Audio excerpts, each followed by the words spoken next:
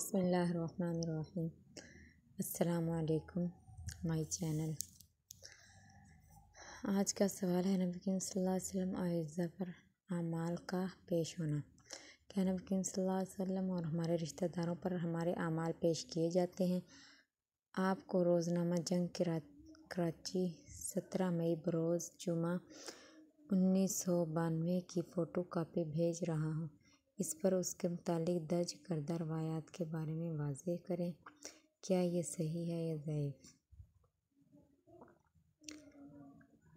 عزیز مکرم نے روزنامہ جنگ 17 مئی بروز جمعہ 1992 کی جو فوٹو سٹیٹ ہمیں روانہ کی ہے، اس میں موٹی سرخی بعنوان اعمال پیش ہونا کے تحت مفتی صاحب نے داڑھی منڈوانے والوں کو نصیحت کرتے ہوئے فرمایا: داڑھی منڈوانے والو، تمہارے اعمال روزانہ فرشتے حضرت صلی اللہ علیہ وسلم کی خدمت میں پیش کرتے ہیں، تو حضرت صلی اللہ علیہ وسلم کو یہ حرکات دیکھ کر کتنا دکھ ہوگا۔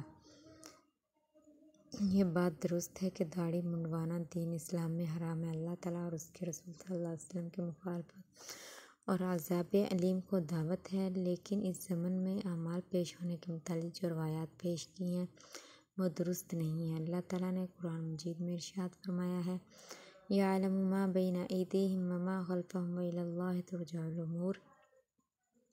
اللہ تعالیٰ جو کچھ ان کے سامنے ہے اسے بھی جانتا ہے، اور جو کچھ ان سے اوجھل ہے اس سے بھی واقف ہے، اور سارے معاملات اس کی طرف رجوع ہوتے ہیں۔ یعنی کائنات میں کسی چھوٹے یا بڑے معاملے کا مرجع اللہ تعالیٰ ہے، کوئی دوسرا نہیں۔ اس مضمون کو اللہ تعالیٰ نے سورۃ بقرہ میں، سورۃ آل عمران، سورۃ حدید وغیرہ میں بیان کیا ہے، اور صحیح مسلم میں بھی۔ اسی کے تحت سیدنا ابو ہریرہ سے مروی ہے کہ رسول اللہ صلی اللہ علیہ وسلم نے فرمایا: ہر جمعرات اور سوموار کو تمام اعمال پیش کیے جاتے ہیں، تو اس دن اللہ تعالیٰ ہر اس آدمی کو بخش دیتا ہے جو اللہ تعالیٰ کے ساتھ شرک نہیں کرتا، سوائے اس آدمی کے جس کے درمیان اور اس کے بھائی کے درمیان عداوت ہو۔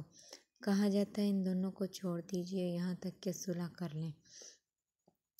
اسی طرح سنن نسائی اور ابو داؤد اور صحیح ابن خزیمہ میں حدیث ہے کہ اسامہ بن زید رضی اللہ تعالیٰ عنہ نے کہا: یا رسول اللہ صلی اللہ علیہ وسلم، شعبان کے مہینے میں جس قدر آپ روزے رکھتے ہیں، میں نے آپ کو اس قدر کسی دوسرے مہینے میں روزے رکھتے ہوئے نہیں دیکھا۔ آپ نے فرمایا: یہ رجب اور رمضان کے درمیان ایسا مہینہ ہے جس سے لوگ غافل ہیں، یہ ایسا مہینہ ہے جس میں رب العالمین کی طرف اعمال کو اٹھایا جاتا ہے۔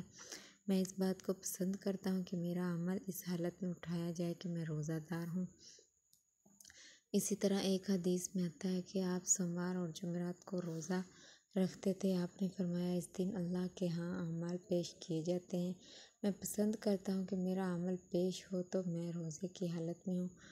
صحیحین کی ایک حدیث میں ہے کہ آپ نے فرمایا: رات کا عمل دن کے عمل سے پہلے اٹھایا جاتا ہے، اور دن کا عمل رات کے عمل سے پہلے۔ ان تمام احادیث میں تطبیق دیتے ہوئے محدث شہیر مولانا عبدالرحمن مبارک پوری تحفۃ الاحوذ پر لکھتے ہیں: سوموار اور جمعرات کو اعمال کا پیش کیا جانا نبی صلی اللہ علیہ وسلم کے اس حکم کے منافی نہیں جس میں ہے کہ رات کا عمل دن سے پہلے اور دن کا عمل رات سے قبل اٹھایا جاتا ہے، اس لیے کہ رفع یعنی اٹھانے اور عرض یعنی پیش کیے جانے میں فرق ہے، اس لیے کہ پورے ہفتے میں اعمال جمع کیے جاتے ہیں اور ان دو دنوں سوموار اور جمعرات میں پیش کیے جاتے ہیں۔ صحیح مسلم کی حدیث میں ہے کہ ہر جمعہ میں 2 مرتبہ سوموار اور جمعرات کو اعمال اللہ تعالیٰ کے ہاں پیش کیے جاتے ہیں۔ اللہ تعالیٰ ہر مومن کو بخش دیتا ہے سوائے ان 2 آدمیوں کے جن کی آپس میں عداوت ہو۔ کہا جاتا ہے ان دونوں کو مؤخر کر دو یہاں تک کہ وہ آپس میں صلح کر لیں۔ حافظ ابن حجر نے فرمایا: یہ حدیث اس حدیث کے بھی خلاف نہیں جس میں ہے کہ اعمال شعبان کے مہینے میں اٹھائے جاتے ہیں، اور میں اس بات کو پسند کرتا ہوں کہ میرا عمل روزے کی حالت میں اٹھایا جائے، اس لیے کہ جائز ہے ہفتے کے اعمال تفصیلاً اٹھائے جاتے ہیں اور سال کے اعمال اجمالی طور پر شعبان میں اٹھائے جاتے ہیں۔ مذکورہ بالا حدیث سے معلوم ہوا کہ ہمارے تمام اعمال اللہ کی طرف اٹھائے اور پیش کیے جاتے ہیں جو ان کی جزا و سزا کا مالک ہے، اور اللہ کے علاوہ کوئی متصرف الامور نہیں جس کے سامنے ہمارے اعمال پیش کیے جاتے ہوں۔ اسی طرح ایک اور حدیث میں ہے، تمہارے اعمال تمہارے عزیز و قریب میں سے مرنے والوں پر پیش کیے جاتے ہیں۔ اگر اعمال بہتر ہو تو وہ خوش ہوتے ہیں، اگر بہتر نہ ہو تو وہ کہتے ہیں اے اللہ تو ان کو اتنی دیر تک موت نہ دے جب تک انہیں ہماری طرح ہدایت نہ دے دے۔ یہ روایت ضعیف ہے اس لیے کہ اس کی سند میں سفیان اور انس بن مالک رضی اللہ عنہ درمیان مجہول راوی ہے۔ مفتی صاحب نے مسند احمد کے صحیح مجمع الزوائد کا بھی حوالہ دیا، لیکن تعجب ہے کہ مفتی صاحب نے مجمع الزوائد کا حوالہ کوڈ کر دیا، لیکن امام ہیثمی کی اس روایت پر جرح کو ہضم کر گئے ہیں۔ امام ہیثمی اس کو احمد نے روایت کیا اور اس سند میں ایک آدمی ہے جس کا نام نہیں لیا گیا۔ اس کے بعد امام ہیثمی نے اس روایت کے مطابق ابو ایوب سے مروی ایک روایت کے بارے میں ارشاد کیا ہے، اور ابو ایوب کی یہ روایت امام ہیثمی اس بات سے پہلے والے باب میں لائے ہیں، اور اس کے بعد فرمایا وہ شخص جس کے بارے میں یہ کہوں یہ منکر الحدیث ہے، اسے روایت بیان کرنا حلال نہیں۔ امام یعقوب بن سفیان ثوری نے اسے ضعیف الحدیث، امام جوزی نے سیدنا انس رضی اللہ تعالیٰ عنہ سے مروی ہے کہ آپ نے فرمایا ہر جمعے کو مجھ پر میری امت کے اعمال پیش کیے جاتے ہیں، زنا کرنے والوں پر اللہ تعالیٰ کا غضب بہت سخت ہوتا ہے۔ یہ روایت بھی انتہائی ضعیف ہے، اس کی سند دو راوی مجروح ہیں، احمد بن عیسیٰ بن مہان الرازی۔ یہ سیدنا علی کی فضیلت میں چھوٹی روایتیں بیان کرتا تھا اور عجیب و غریب روایات کو نقل کرتا تھا۔ محدثین نے اس پر کلام کیا ہے۔ اس روایت کا دوسرا راوی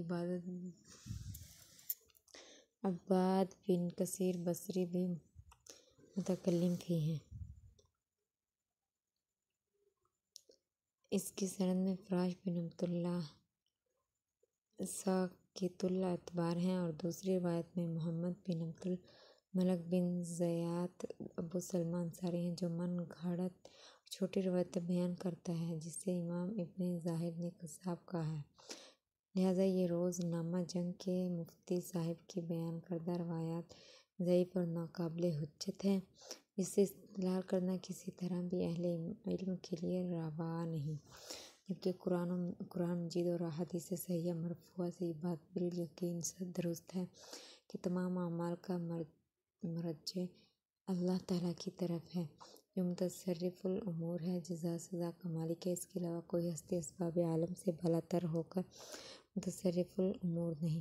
اللہ تعالیٰ کے علاوہ کسی اور کو متصرف الامور سمجھنا اور اعمال کو اس کی طرف لوٹانے کا عقیدہ رکھنا قطعاً غلط اور باطل ہے۔ نبی کریم صلی اللہ علیہ وسلم کی زندگی میں کئی ایک ایسے واقعات پیش آئے ہیں جو آپ سے اوجھل رہے اور وہ اعمال آپ کے سامنے پیش نہیں کیے گئے، جیسا کہ حدیث میں وارد ہے۔ آپ کی مسجد کا ایک خادم یا خادمہ تھا جو وہاں صفائی کا انتظام سر انجام دیتا تھا۔ جب وہ فوت ہوا تو آپ کو بغیر اطلاع کیے اسے دفنا دیا گیا۔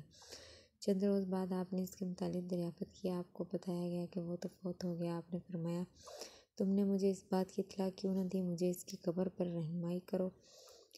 حدیث سے معلوم ہوا کہ یہ سارا عمل رسول اللہ صلی اللہ علیہ وسلم کی ذات گرامی پر مخفی رہا۔ اگر آپ پر اعمال امت کو پیش کرنے والی بات درست ہوتی تو یہ معاملہ آپ پر کبھی بھی مخفی نہ رہتا۔ اس طرح سیدنا عثمان رضی اللہ تعالیٰ عنہ کو جب حدیبیہ کے موقع پر سفیر بنا کر بھیجا گیا تو ان کا معاملہ بھی آپ سے اوجھل رہا، لہٰذا جب آپ کی زندگی میں آپ پر اعمال پیش نہیں کیے گئے تو آپ کے بعد یہ عقیدہ رکھنا کہ ہمارے اعمال آپ پر پیش کیے جاتے ہیں اور اعمال صالحہ دیکھ کر آپ خوش ہوتے ہیں اور اعمال سیئہ دیکھ کر آپ دعا کرتے ہیں، اور اسی طرح ایسا قریب کے بارے میں ایسا عقیدہ رکھنا درست نہیں۔